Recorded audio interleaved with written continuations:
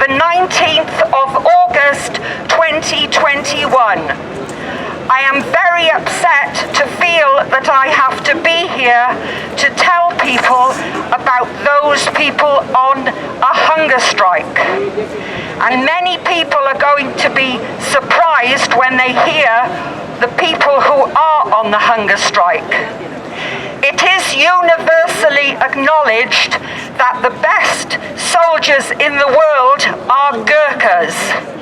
And it is the Gurkhas, I'm sorry to tell you, who feel that they have to be on a hunger strike unto death. I will go into the details of why they're on the hunger strike later. But first, please, let me give you a brief history of the Gurkhas. The word Gurkha comes from the town of Gurkha, a hill town in Nepal. And it grew over the years to become the Kingdom of Nepal. And over 200,000 Gurkhas served in the First and Second World War, and 20,000 Gurkhas have fought for this country. They have supported the United Kingdom. Now I want to tell you, please, of the countries that the Gurkhas have served in, and if I forget a country, please forgive me. There's Afghanistan, Africa, Burma, Brunei, Cyprus, there's the Falklands, the Gulf Wars, Hong Kong, Malaysia, the Middle East, Iraq, Kosovo, and the country that used to be called Yugoslavia. Now, to find the beginnings of the Gurkhas, we need to go back to 1814 and the British East India Company, which at the time was the most powerful trading company in the world. They were so powerful that they had their own army and their own navy. And in 1814, they actually declared war on Nepal. But cream always rises to the top, and after 12 months of fighting, both sides decided that they had so much respect for each other that they felt they would be better off as friends than enemies. And that was when the Gurkhas became part of the British Army, and the war ended a year later in 1816. Now I want to fast forward to the Indian Mutiny in 1857. And there were 3 battalions, Gurkha battalions in those days, which were changed to the 1st, 2nd and 3rd Rifles. Well, rifle regiments do not carry ceremonial colours. So Queen Victoria, she designed personally and had made an emblem that the Gurkhas could carry at their ceremonial events, and it was called the Gurkha Trunchen, and it's about 4.5 feet long, and it was what could be carried along with other regiments' colours.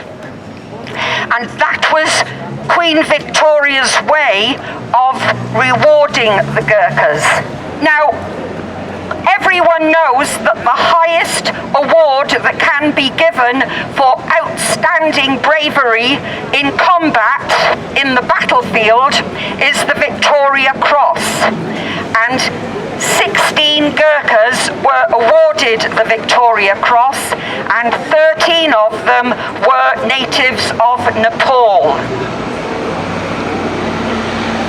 A few years later, 2 Gurkhas were awarded the George Cross, which is the highest known award that can be given for outstanding bravery in everyday life. Now that brings me, ladies and gentlemen, to the reason why we have to be here today to support these Gurkhas. It's about pensions, but I am told that the complaints that the Gurkhas have with the British government go back 100 years or so. The Gurkha pensions are only the tip of the iceberg, and it is worth knowing that in 1948 the British government decided on a policy that they would pay the Gurkhas as little as possible. It's hard to believe, but it's true. So the British government never meant to do right by the Gurkha soldiers in 1948. The details and the actual years and the numbers of people are really quite complicated. But you need to know that two very unusual things happened in 2009. Now, the Gurkhas who wanted to retire would have gone back to Nepal, and their Gurkha pension would have been perfectly adequate for them in Nepal. But in 2009, a lot of Gurkhas wanted to retire here with their families, and after a very successful campaign by the actress Joanna Lumley, the government decided yes, they could stay, but that was the problem. You cannot live in London or Great Britain on Nepal pensions. And I want to give you some figures which I think are absolutely going to stun you. One of the Gurkhas retired, and he was given a lump sum of £3,000. Now compare that with a British soldier with the same number of years of service and the same rank, who was given, wait for it, between £60,000 and £70,000. There is a huge difference between £3,000 and say £65,000. And the other figure you need to know is that one Gurkha is now drawing a pension in this country, a Gurkha, of £350 a month. But guess what? The British soldier on the same parity is being paid. It's £1,200. And how the government doesn't feel ashamed of themselves, I really don't know. Now, there are two reasons why maybe the government refused to raise Gurkha pensions. Number one, they agreed that the Gurkhas could come here with their families. And secondly, it has been said that this government paid a lot of money for Gurkhas to have absolutely wonderful medical facilities. But I'm afraid absolutely wonderful medical facilities don't pay the bills, and they don't put food on the table. And there are thousands and thousands of retired Gurkhas in this country who cannot pay their bills. They're in serious trouble because there is not enough money coming in. Now, I would like to lighten the vibe slightly, and I think some of the men are going to grimace about this because it is funny in an odd sort of way. If you want to join the Gurkhas, first you have to pass various language and intelligence tests.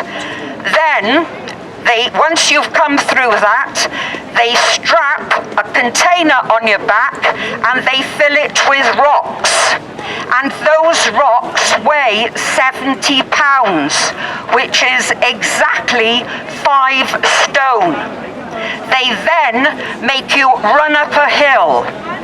over 3 miles, and you have to do it in 40 minutes. And if you manage to come through that without dropping dead or being taken away in an ambulance, they then make you get down on the ground and you have to do 70 press-ups in 2 minutes, which is 1 press-up for every minute and every second and a half. I doubt whether Her Majesty the Queen will ever get to see a video that I've made, but if she does, I would like to address the Queen.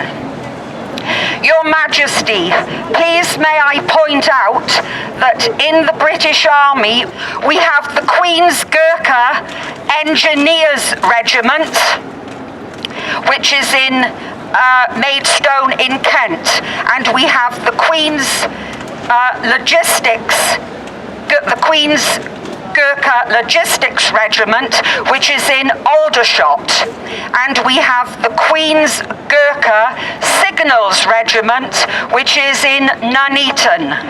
Ma'am, may I point out that the Gurkhas are special because they are the Queen's Gurkhas. They are your Gurkhas. And it could be said that when the British government insults the Gurkhas, they are also, ma'am, insulting you, because the Gurkhas are your Gurkhas. This is not, unfortunately, the first hunger strike that has ever been undertaken. A hunger strike was taken just over the road outside Downing Street. It lasted for 15 days, and after 15 days the British government said, stop the strike, we're going to have talks. But after a 15-day strike, nothing was decided, and the Gurkhas did not get what they were hunger striking for. And I am worried that the same thing is going to happen again. That people will be told, yes, stop your strike, we're going to have talks, and it'll all come for nothing. At this stage, I would like to tell you, please, about the hunger strikers, and I have to tell you that it is frankly really quite harrowing to be here with them on a hunger strike which they are prepared to continue unto death. There is Mr. Gyan Raj Ray, who is 63. There is Mr. Dan Gurung, who is 59, and we were very worried about Mr. Dan Gurung yesterday. He was rushed to hospital very ill, but we are very grateful to St. Thomas's Hospital. Whatever they did, they patched him up, and we're grateful that he's still with us. And there is also Mrs. Pushpa Rana Gale, who is the widow of Tara Raj Gale. So those are the 3 hunger strikers. We can only pray to God that they come through this and the British government see sense. It needs to be said that we're at the back of the Ministry of Defence, and at the front of the Ministry of Defence, would you believe, is a statue of a Gurkha. British government, you really know how to turn the knife in the wound. That really is a case of irony, and it's not lost on us. I would like to come back to Her Majesty and say, Your Majesty, I believe that God has given you such a long reign and, like the Gurkhas, of outstanding service. We were given you because, frankly, in this country at the moment, you, ma'am, are all we have to hang on to. The government has trashed the country country, and we are not going to let the government trash the Gurkhas. Mr. Johnson and the Defence Secretary, Mr. Ben Wallace, if any of these hunger strikers die, you will have blood on your hands, and the British public won't forget it. I will end by saying, God save the Queen and God save the Gurkhas. This is Laura Thomas, Whitehall, London. Good afternoon.